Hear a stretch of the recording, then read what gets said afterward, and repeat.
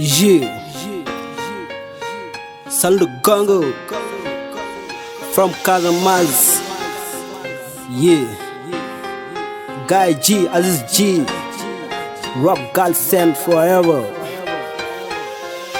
Yip ya wat wow, jap mai na yo bare rap. Ne fabure ko kanye wana kire ko keddu mi ko jire. Usu dille atu balla jokku golle.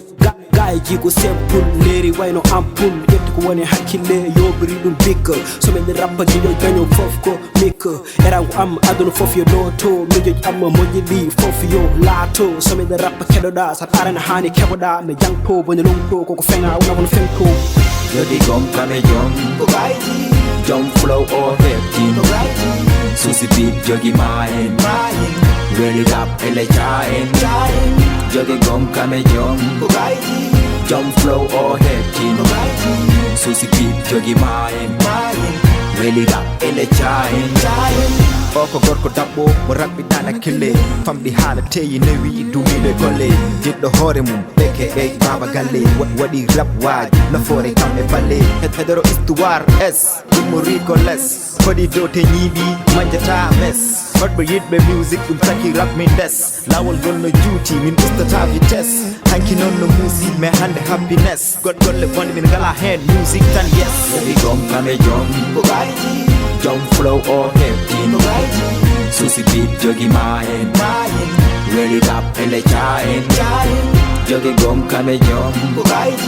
jom flow or hip team Susi beat jogi main Really rap ele chain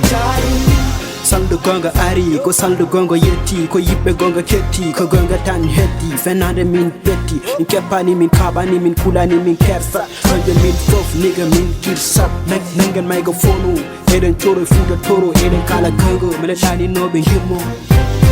Jodi gom kame jom jom flow or hip team Susi beat jogi main Really rap ele chain Jogi gom kame jom jom flow or hip team Susi beat jogi main Really rap ele chain Jogi gom kame jom jom flow or hip team Susi beat jogi main Really rap ele chain Jogi gom kame jom jom flow or hip team Susi beat jogi main Really rap ele chain